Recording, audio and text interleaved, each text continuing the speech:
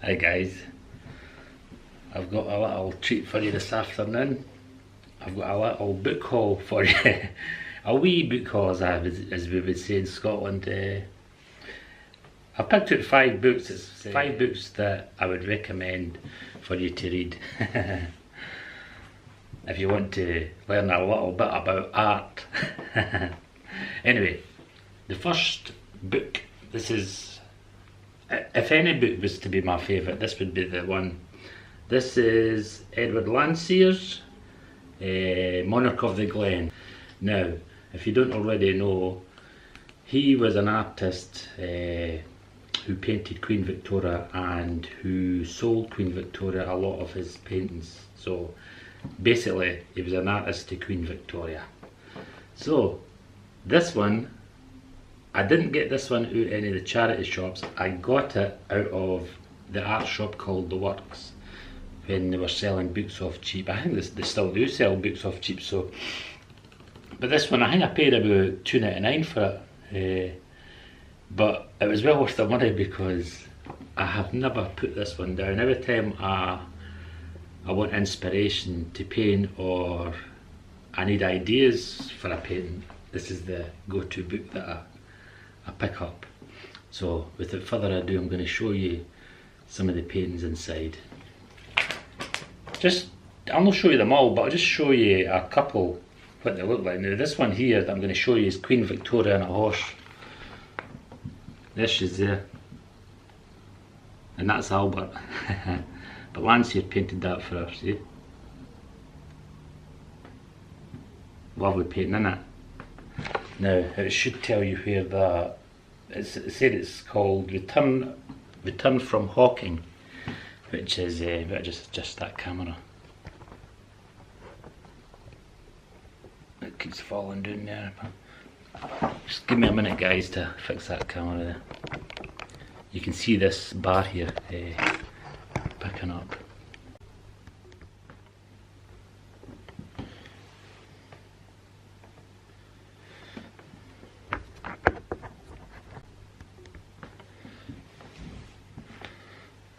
That's better. Right, as I was saying to you, this painting's called Return from Hawking. Tunolin Canvas in a private collection, so you can't go and see it. But that's Queen Victoria and Albert. I'll go to some of the favourite ones of mine because I love deer, see? Isn't that lovely? That's a mother that's been shot, you see, by a hunter up in the hills. And there's one that a stag's drowning in the river. It's fell into the flooded river. That's the hunted stag, it says. Oh, if you look, you can see that there's a hound there. There's a dog there. It's fell in the river with the stag, you see.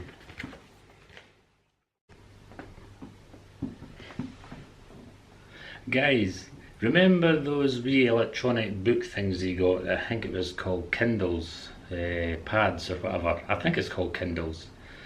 It was just like an iPad or a laptop kind of thing where you bought your books and you read it off electronically. Well, that was a fad when they came out, but I think they're away in the past now. I think everybody realised that it didn't have the same feeling. To feel a book actually in your hands and to flick the pages and to see actual pictures and paintings and whatever, basically in real life, you know what I mean, instead of on a screen. I think that fad's wore out now and books are gradually coming back. It was like they had a holiday, a rest. There was a gap in their life when this thing was invented, because books just died. People just didn't want to buy books. So I think that era's over with, thank God for me. Well, not so much thank God for me, but thank God that it's getting a revival, because then people are saving the books now. A lot of books were destroyed or thrown out, you know what I mean? So at least this saves a few paperback books and whatever. So anyway, sort of blather. What I'm actually saying to you is there's nothing better than to go and buy a book at a charity shop at Oxfam. It's great to have a rummage through, you know what I mean? I love reading through the old books. I've got some pretty old books here as well that I'll show you in future vlogs. But I'm just delighted that the books are getting another revival. And the thing is, there's a lot of books worth a lot of money, you know what I mean? They're valuable books. And to see people coming back into that kind of era where they're got the passion and the determination to go and read a book instead of on a computer screen is great. You know what I mean? So anyway, I hope you understood that bit of Scottish blathering there. Some beautiful paintings here. Look. Lovely, isn't it? That's a herd of deer up the mountains.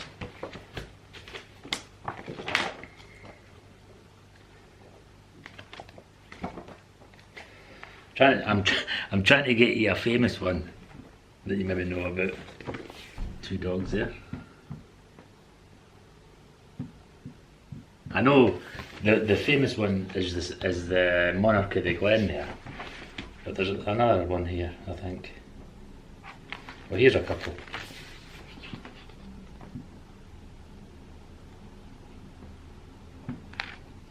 Anyway, you get the idea, don't you?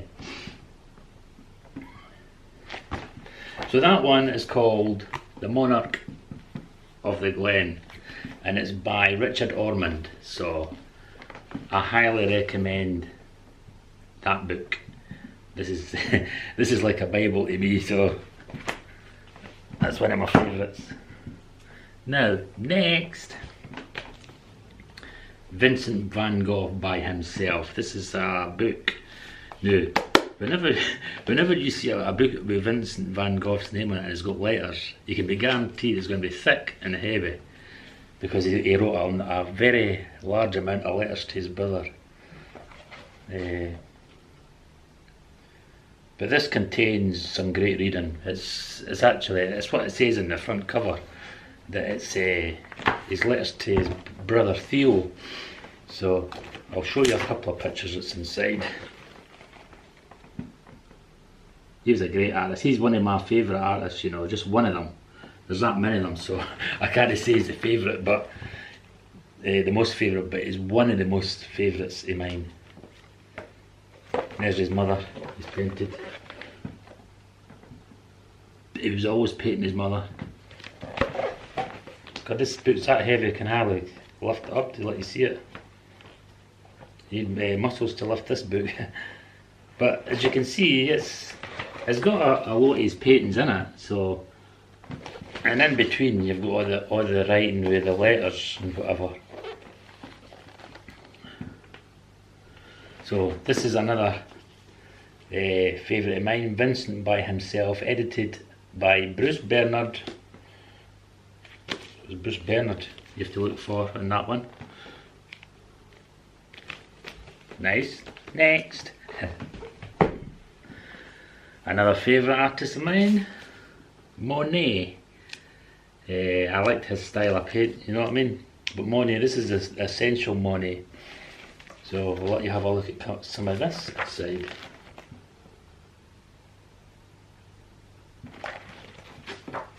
Great. I could sit and read books all afternoon or all day, you know what I mean? But I haven't got the time for it. What I do is I normally read at night time when all my work's done. I love that style of painting. Look at that, Impressionism. Great artist as well. It wouldn't be too bad if you had one of his, any of these artists' paintings. You'd be made for life. I try to incorporate a lot of my style like some of these artists, you know what I mean? I learn a lot from them. I'm still developing my own style. and I'm just about there with it, like, so that's Essential Monet. Now, I did get this at a charity shop, so let's see how much I paid for, just to get an idea. Look, £3.99 I paid for that book. That was £4, so that was a bargain. That's about the average price I pay for a book, is about £3.99, £4. The majority is about £2.99. Now, another great book is what's it called? The Impressionist Revealed. This is about the Impressionist artists of I think it's 1800s. It's got all the different impressionistic artists and their paintings in this book. Lovely, eh? That one's by Edgar Degas. This one is Camille Pissarro. So this is a book that's just got a number of well famous artists in it, and a number of their paintings that they've done. I think there's a section on each artist. But just again, I learn an awful lot just by, well, any artist does, studying their method of painting and their subjects. So that's another great book. This one I've not actually completely finished going through this book. I think I only started it the other day, but already it's gave me some good ideas for subjects with my my style. So yeah, interesting. This is a favourite painting of mine. It's by John Henry Martin, and it's Gabriel at the Garden Gate. Now wait till you see this, because the way he's used light and shadows in this painting is unbelievable. You'll see what I mean when I show you it. Gabriel at the Garden Gate. Is it the Garden Gate it's called? Now look at that, look at her face. Isn't that lovely how he's just developed that light and shade and the colours in it. Let's see the title again. Gabriel at the Garden Gate, yeah. One of my favourite paintings. I keep going back to that. And it's an impressionistic look as well, style. This one is Richard Emil Miller, 1906. Lovely, eh? And it's called The Night Cafe. I'm going to have the book right just so we get the light, so you can see it. Just unfortunate it's split in the middle there with the pages. I'll give you an example of more light and shade here, and impressionistic again. This is it's called Lady in a Garden, and it's by Frederick Frieseke. I don't know how you pronounce him, Frieseke. Lovely colours, eh? I like the violets and the pinks in that. I could be here all day just reading books and looking at paintings and pictures and photographs and blah blah blah. Now another good book of mine is, and an essential guide, is 1001 Paintings. That's a famous Scottish painting. I went to see that in Edinburgh Gallery just recently. But this is another heavy book. Look at this, it's full of paintings, and it goes through every year. Look, the 1800s goes right back to, let's see where it starts. It goes right back to, start is the 1400s. So I'll just give you an example of some of the paintings. There's a lot of information in this. I think it was an expensive book, like, but It gives you lots of information about the artist, about the painting, where the painting is, blah blah blah. So I hope you enjoyed this wee haul that I'm showing you. It's just a couple of ideas of what books, if you're planning on studying some art and some paintings and some just their methods and their styles and whatever, these books that I've been showing you are ideal. They're just a few of my favourites. Now I've got another book here that I wanted to show you. It's by it's called Field and Forest, and it's a lovely bird book. I'm trying to remember the name of the E. Diamartini. It's called Birds of Field and Forest. Have a look at that. You beautiful painting of a woodpecker. Now, the reason I'm showing you this, the other ones are all about art, but this is an artist who I really admire. Look at this. The paintings are unbelievable. They're so lifelike and so realistic looking. He's a famous artist. I get my inspiration for things like this, you know what I mean? It gives me ideas and whatever.